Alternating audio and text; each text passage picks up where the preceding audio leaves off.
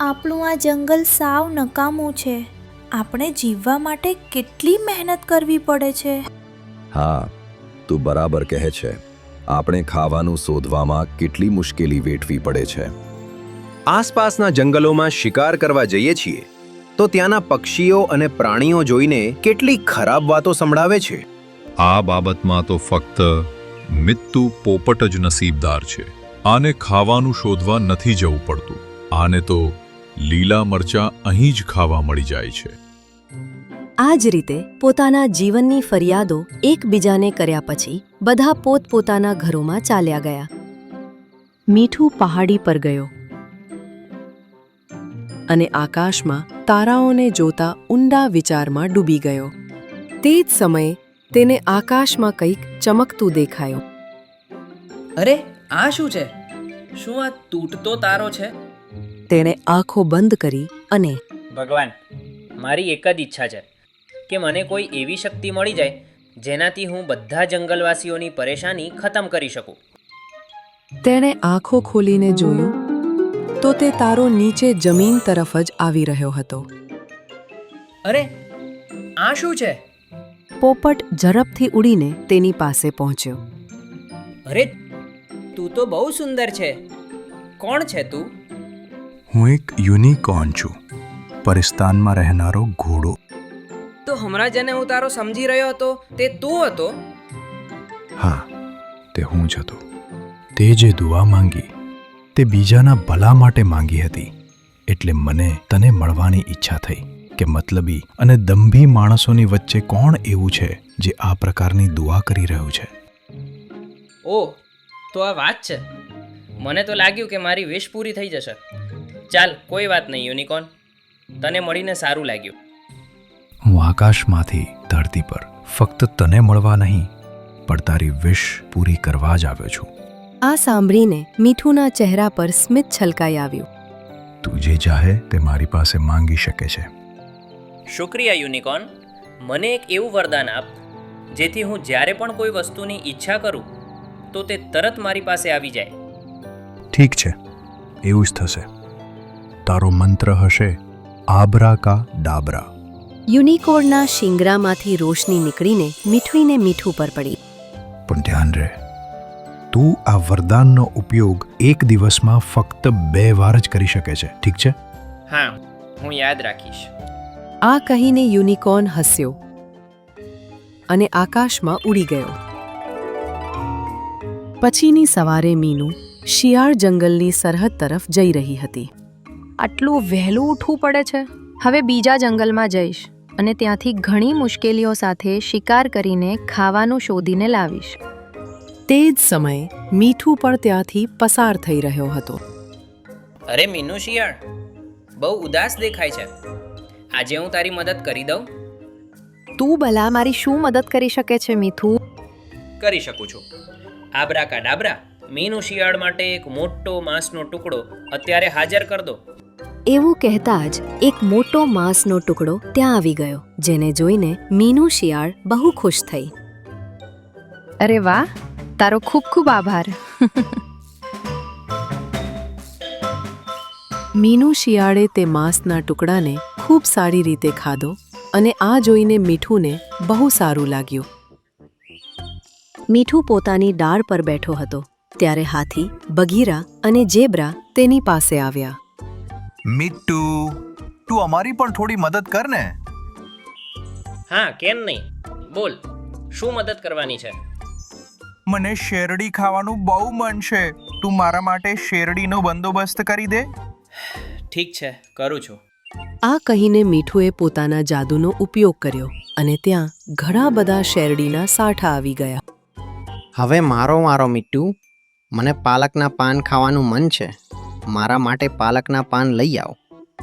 હા, અને મારા માટે મને એક બકરીનું માંસ જોઈએ છે. તે લાવી આપ. માફ કરજો મિત્રો, હું એક દિવસમાં ફક્ત 2 જ લોકોની ઈચ્છા પૂરી કરી શકું છું. અરે મતલબ કાલ સુધી ભૂખ્યા રહેવું પડશે. હું હવે ખાવાનું લેવા જઈશ તો 2 કલાક લાગી જશે. 2 કલાક લાગશે તો તું કેમ જાદુ દ્વારા ખાવાનું મંગાવવા માંગે છે? આટલી મહેનત તો કરવી જોઈએ ને. ના ના, અમે બંને કાલે આવી જઈશું. તું કાલે અમારું કામ કરજે, ઠીક છે? ઠીક છે.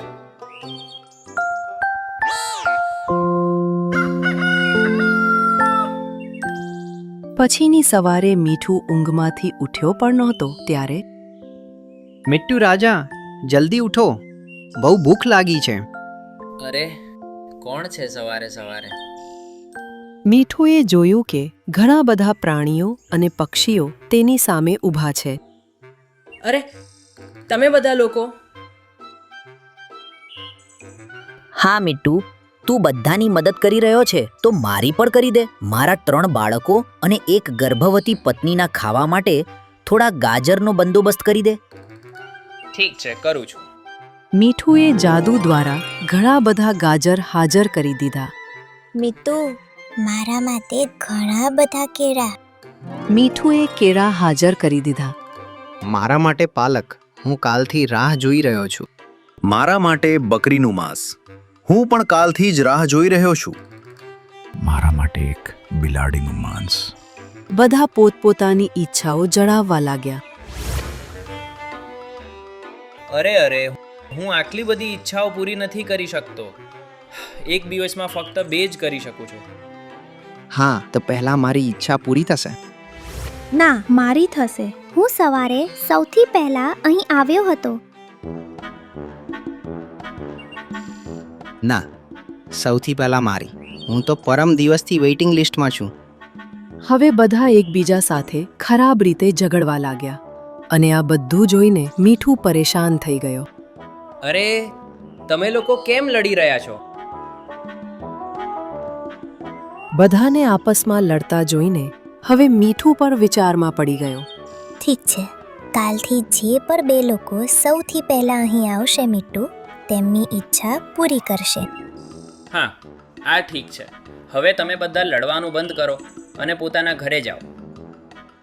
બધા પક્ષીઓ અને પ્રાણીઓ પોતપોતાના ઘરોમાં ચાલ્યા ગયા અને પછીની સવારે ફરીથી મીઠુની આંખ ખુલી. મિટ્ટુ મારી ઈચ્છા પૂરી કરશે. હું પહેલા આવ્યો હતો. ના, મારી કરશે. હું તારા પહેલા અહીં આવ્યો હતો. ના, સૌથી પહેલા મારી. હું તો પરમ દિવસથી વેઇટિંગ પર છું. અહીં કોઈ કોલ સેન્ટર ખુલ્યું છે કે તું કાલથી વેઇટિંગમાં છે? પહેલા મારી ઈચ્છા પૂરી થશે. જો તમે લોકો આમ જ લડતા રહેશો તો હું ભલા કેવી રીતે તમારી પરેશાની દૂર કરીશ? ધીમે ધીમે બધા પ્રાણીઓ ત્યાં ભેગા થઈ ગયા અને બધા આપસમાં લડવા લાગ્યા. હવે રોજિંદા આ જ રીતે મીઠુની આંખ ખુલતી. પ્રાણીઓએ મીઠુના ઘરની પાસે જ સૂવાનું શરૂ કરી દીધું હતું, જેથી સવારે થતાં જ તેઓ પોતાનું કામ તેની પાસે કરાવી શકે. અને મીઠું આ વાતથી ખૂબ જ પરેશાન થઈ ગયો હતો. તે જ પહાડી પર ગયો અને તેને યુનિકોર્નને યાદ કર્યો. મીઠું, કેમ છે તું? મેં તારી પાસેથી જે વરદાન લીધું હતું તે બધાની પરેશાની ખતમ કરવા માટે લીધું હતું, પણ બધા પ્રાણીઓ તેનો ઉપયોગ પોતાની ઈચ્છાઓ પૂરી કરવા માટે કરાવી રહ્યા છે. પહેલાં આ બધા કોઈને કોઈ રીતે પોતાનો શિકાર કરીને કે પોતાનું ખાવાનું શોધીને પોતાનું ગુજરાન ચલાવી લેતા હતા, પણ આ બધા હવે ફક્ત મારા પર નિર્ભર થઈને બેઠા છે. તો હવે તું શું ચાહે છે? આ સાંભળીને મીઠુએ કંઈક વિચાર્યું અને પછી પોતાની નજર નીચે ઝુકાવી. પછીની સવારે બધા પ્રાણીઓ ફરીથી મીઠુની પાસે ભેગા થયા. મિટ્ટુ, આજે તું મારી અને બગલાની ઈચ્છા પૂરી કરીશ. ના, પહેલા મારી પૂરી થશે. આ પહેલા ઝઘડો ફરીથી શરૂ થતો. મીઠું બોલ્યો, પ્યારા પ્રાણીઓ, મારી વાત સાંભળો. મેં તમે બધાને પરેશાન જોયા હતા એટલે તે વરદાનનો ઉપયોગ કરી રહ્યો હતો, પણ તમે બધાએ મહેનત કરવાનું સાવ છોડી દીધું અને જે વરદાન મેં જરૂરિયાતો પૂરી કરવા માટે લીધું હતું તે તમે બધાએ પોતાની ઈચ્છાઓ માટે ઉપયોગ કરવાનું શરૂ કરી દીધું. આ સાંભળીને બધા પ્રાણીઓ એકબીજાનું મોઢું જોવા લાગ્યા. જે યુનિકોર્ને મને તે વરદાન આપ્યું હતું તે તેણે મારી પાસેથી છીનવી લીધું છે, કારણ કે તેના હિસાબે તમે બધાએ મહેનત કરવાનું છોડી દીધું, તો તેનો જવાબદાર હું છું. આ સાંભળીને હવે બધા પ્રાણીઓને પોતાની ભૂલનો અહેસાસ થઈ ગયો. તું ઠીક કહે છે મિત્તુ. અમે બધા આળસુ થઈ ગયા હતા સાવ આળસુ. આજથી અમે બધા ફરીથી મહેનત કરવાનું શરૂ કરીએ છીએ અને તારી શક્તિઓ અમારી વરથી ગઈ છે તેના માટે અમે તારી માફી માંગીએ છીએ. કોઈ વાત નહીં મારા મિત્રો, મને ખુશી છે કે તમે બધા હવે મહેનત કરવા તૈયાર છો. હવે બધા પ્રાણીઓ પોતાના માટે જાતે ખાવાનું શોધવા જતા અને શિકાર પણ જાતે જ કરતા. કોઈ પણ પોતાની જિંદગીથી કોઈ ફરિયાદ નહોતું કરતું અને બધા ખુશ રહેવા લાગ્યા. એક સાંજે ટીનું ચકલીનું બાળક માળામાં બેઠું રડી રહ્યું હતું. શું થયું બાળક? તું આમ કેમ રડી રહ્યો છે? મમ્મી ખાવાનું શોધવા ગઈ હતી, હજી સુધી પાછી નથી ફરી. મને બહુ ભૂખ લાગી છે. મીઠુએ આમ તેમ જોયું અને પોતાની આંખો બંધ કરી. આબ્રાકાડાબ્રા. આ કહેતા જ માળામાં એક સફરજન આવી ગયું. અરે વાહ, એક સફરજન! બાળક તેને ખુશીથી ખાવા લાગ્યું. ત્યારે ટીનું ચકલી પણ ત્યાં આવી પહોંચી. અરે આ શું, મારું બાળક સફરજન ખાઈ રહ્યું છે? શુક્ર છે ભગવાનનો, નહીતર હું તો એ જ વિચારી રહી હતી કે આજે ખાલી હાથે ઘરે પહોંચીશ તો પોતાના બાળકને શું ખવડાવીશ. પણ તું આ સફરજન ક્યાંથી લાવ્યો મીઠું? પોતાના વરદાનના જાદુથી. શું તેનો મતલબ તારી શક્તિઓ તારી પાસે જ છે? હા, ખરેખર હું હવે ફક્ત પરેશાનીમાં જ બધાની મદદ કરીશ, તે પણ છુપાઈને, કારણ કે હું નથી ઈચ્છતો કે બધા મારા પર નિર્ભર રહે. એટલે મેં આ જૂઠ બોલ્યું હતું કે મારી શક્તિઓ જતી રહી છે. આ વાત કોઈને ન કહેતી. આ સાંભળીને ટીનું ચીડિયાએ તેને હામાં માથું હલાવ્યું. પણ ત્યારે જ શિયાળ ત્યાં આવી પહોંચી. મીઠુની શક્તિ પાછી આવી ગઈ. હવે આપણે બધાને મહેનત નહીં કરવી પડે. અરે, આ શિયાળ ક્યાંથી આવી ગઈ? શિયાળે તે જ સમયે આખા જંગલમાં આ વાત ફેલાવી દીધી. અને પછીની સવારે બધા પ્રાણીઓ ફરીથી મીઠું સામે આપસમાં લડી રહ્યા હતા અને મીઠું ડાળ પર બેઠો તેમને જોઈ રહ્યો હતો. પહેલે મેરી ખ્વાહિશ પૂરી હોગી. ના, પહેલા મારી. પહેલા મારી. મારા 3 બાળકો અને ગર્ભવતી પત્ની ભૂખ્યા છે. આ વરદાન તો મારો જીવ લઈને જ છોડશે.